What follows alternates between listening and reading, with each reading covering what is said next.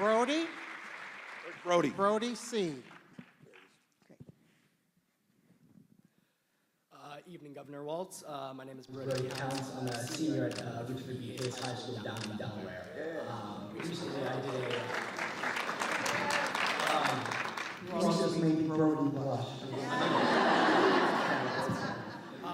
recently I did an article with this governor's race starting up here in Ohio and Quebec was swarming.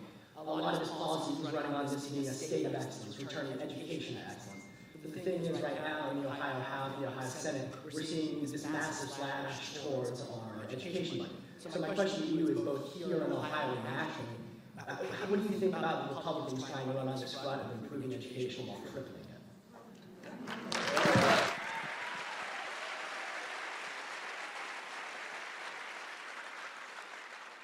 Where'd Vivek go to school?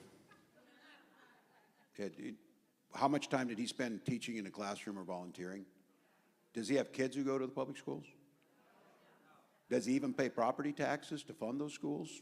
I don't know the answer. I don't know this. Look, public schools are the foundational issue of what the middle class was always. But I make two cases: public schools and labor unions, and that's where we came from when they were.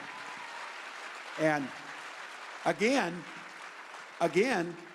I wasn't raised on. I came from a family that, you know, they voted and they were traditional Democrats, but it wasn't in our blood. We didn't do it every time. And even until I'm 41 years old, I voted, but I didn't go to meetings. I was one of those people raising their hand, you know, just that time. And I got involved when I said, God damn, it can't get worse than George Bush. I got to get in here on this. So,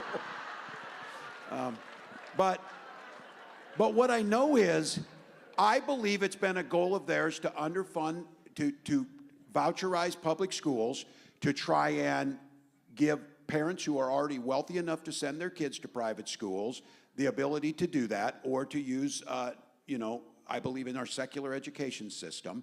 And they've hit on this issue because it helps them cut taxes, move the money. And I'm not a conspiracy theorist, but I also help. I don't think it hurts them that they think they have an undereducated underclass to do the work for them, why they, you know, game the system.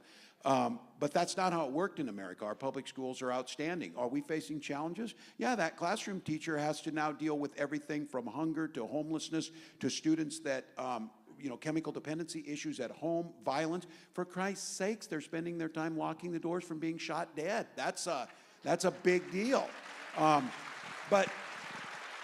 But still, and I say this as a former teacher, as a governor, but most importantly now, my most important role is the father of a senior too, knock on wood, he may graduate, so he, who, because of how the system is set up in this country, and because he's at St. Paul Central High School, and because of the Department of Education and the protections of IDEA, the Individuals with Disability in Education Act, and his IEP, and some fantastic special ed teachers, my son, is progressing and is going to live his fullest life.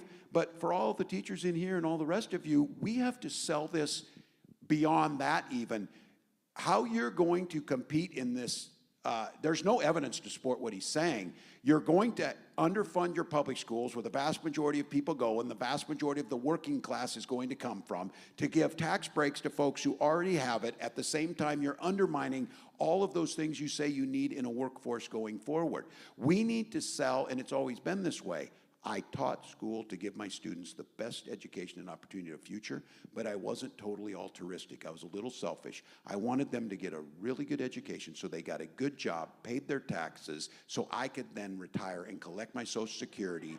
And I said, and so they wouldn't come to my house and steal my lawnmower or whatever else it was, because they're productive. So I say this, there's a connection and a direct connection that we have to put the money in. We have to address the things that are there. We have to get folks rated, because here's your choice.